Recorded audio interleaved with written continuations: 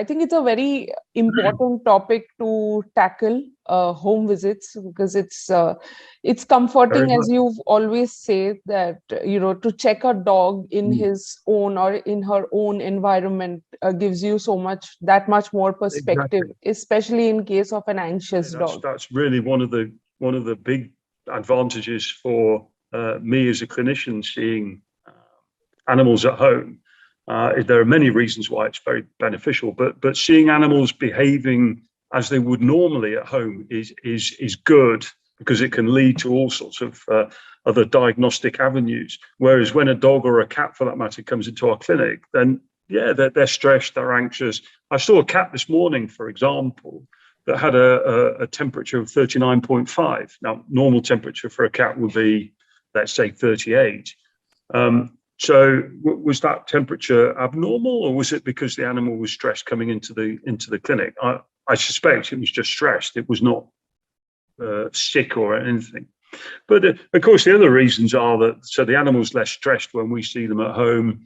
The owner may not have the transport available to them, or they may not have the time available. And we live in a busy world. Dubai's a busy place, so all of these are reasons why home visits are really useful. And all my clients who avail the offer of a home visit, they see the benefit. So it's a good thing. If I go back a little bit, Dr. Sam, if you could help us understand what are some of the legal requirements for any practicing veterinary doctor and clinics to offer home visits? The most important thing is that the doctor is working at a fully licensed clinic in Dubai. And by licensed, I mean that they will have the MOCA license, the Ministry of Climate Change and Environment, and they have the licenses for the doctors on the wall in the clinic.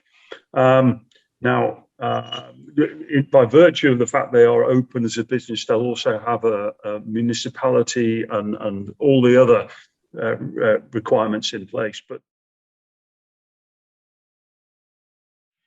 there's another important thing that is more important for the client. That, they may say, well, I don't care, I'll take the risk. But an unlicensed doctor won't have a practice stamp. Okay, and that practice stamp will say his name, his qualification, and the clinic he's working for, and that stamp will go onto the vaccine records. And if that's not completed, then you run the risk of the dog or cat not being admitted to boarding or daycare, or if they have to leave the country, then there's a good chance that they won't be able to get on that flight because the animal won't have the correct documentation. Plus, there's lots of reasons here why it's very important for people to check. Animals in Dubai now have to be registered with the municipality. Otherwise, this from Popa. Yes.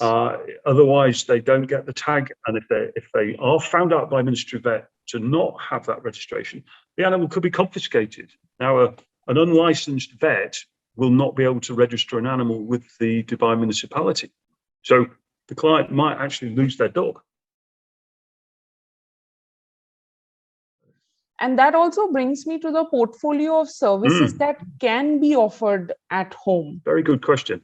I mean, look, when I started doing the home visits through Amity Vet Clinic, the first thing that we looked at doing was just the home vaccines. And that's very simple. A home vaccine is rabies, distemper, hepatitis, leptoparvo, and kennel cough for dogs. And then, of course, rabies and the flu, if you like to call it that, for cats. But it's been extended as well. We can do deworming at home. We can do very simple things like looking at cat bite problems, and we do that fairly frequently. One of the things that I'm encouraging clients to do is just to be a bit prepared when we do come to home visits. And one of the things difficult with cats, and I'm sure you'll understand this, with dogs it's easier, but if we get a urine sample when we arrive at people's homes, we've got a great little device which we can put a dot of urine on and then we can do a urinalysis, and we can look and see that everything's all right with the kidneys, and there's no diabetes or anything like that. So that's another thing. We can get instantaneous results. Nowadays, when I come to a home visit, I bring a nurse with me, and the nurses we've got are great at handling the animals. And from that, what we can do is get blood samples if necessary. We can do blood pressure monitoring at home now as well. There's certain things we can't do at home, and if somebody has a dog with a broken leg or an emergency, I would say, look, you're just wasting time. You need to get the dog or cat to us. With cats, I think one of the important things is to make sure the cats are confined when we arrive. It's very difficult if the cat's running around in the garden and we try to catch it, or if the cat's gone under the bed or something like that. And if you have a nervous cat, then just pop it into a bathroom or put it into a small enclosed room.